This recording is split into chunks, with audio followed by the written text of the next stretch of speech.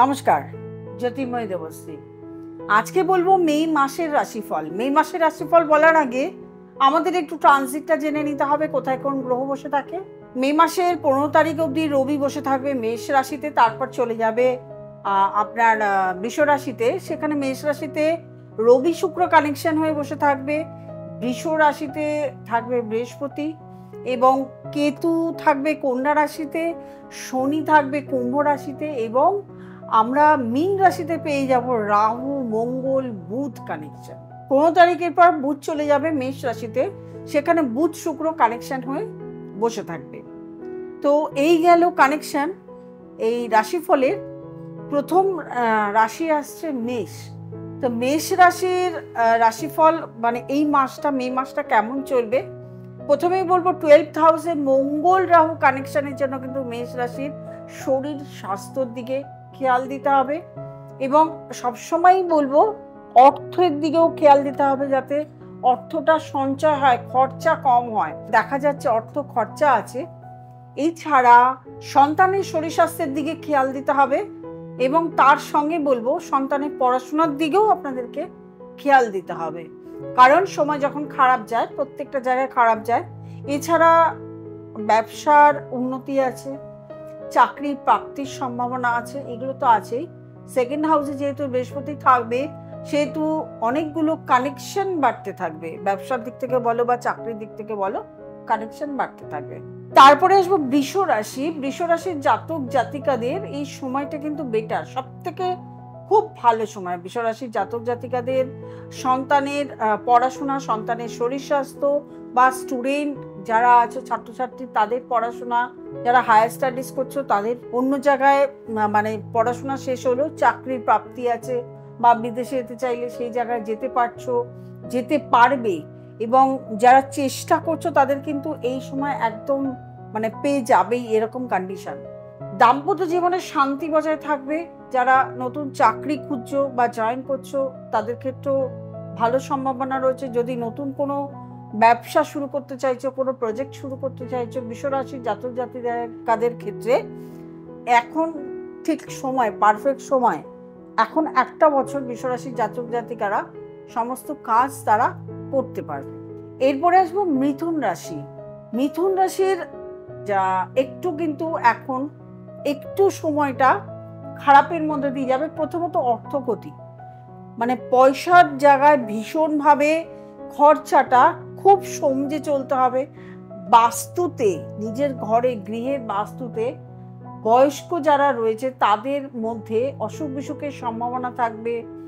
বাস্তুতে একটা সবসময় একটা কিছু না কিছু রোগ ভোগ, কিছু না কিছু ঝগড়া অশান্তি, কিছু না কিছু প্রবলেম বাস্তুতে সবসময় থাকবে এবং রাস্তাঘাটে চলার সময় সাবধানতা তো অবলম্বন করতেও হবে। এছাড়া দাম্পত্য জীবনেও কিন্তু সমস্যা আসতে পারে।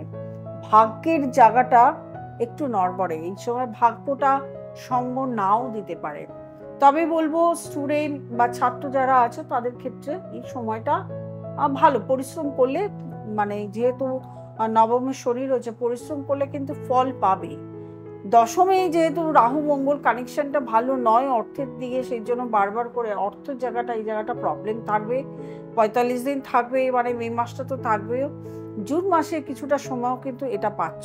এরপরে আসবো কর্কট রাশি। কর্কট রাশির ঢাইয়া চললেও কর্কট রাশির একাদশে বৃহস্পতি আসবে, সেহেতু সময়টা ভালো চলবে। কর্কট রাশির আয়ের দিক থেকে ভালো, তবে শরীর স্বাস্থ্যটা সামলে চলতে হবে।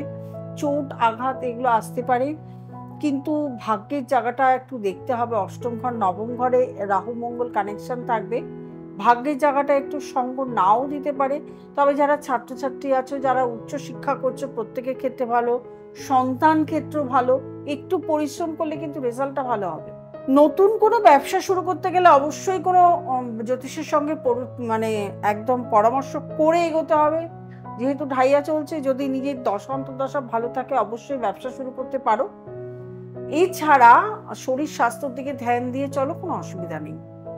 এরপরে আসবো সিংহ রাশি। সিংহ রাশি জাতক জাতিকাদের রাস্তাঘাটে চলার সময় অবশ্যই সাবধানতা অবলম্বন করতে হবে।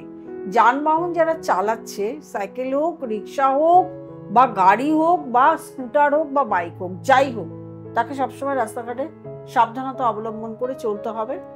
এছাড়া অর্থকরীর দিকে খারাপ কিছু না, অর্থের সংস্থান হতে হবে, নতুন কাজ শুরু করতে পারো। নবমের বৃহস্পতি দশমে গেছে, আয়ের দিক থেকে আয়ের সংস্থান বাড়বে, সমস্ত দিক থেকেই ভালো আছে। ছাত্রছাত্রীদের শুভ। এছাড়া যারা হায়ার স্টাডিজ করতে বিদেশে যেতে চাইছো, পড়াশোনা করতে চাইছো, তাদের ক্ষেত্রেও কিন্তু বিদেশে যেতে পারবে। নতুন ব্যবসাও শুরু করতে পারবে, যেহেতু দশমে বৃহস্পতি, নবম দশম দুটো জায়গায় বৃহস্পতি ভালো কাজ দেয়, ভালো সার্ভিস দেয় বৃহস্পতি।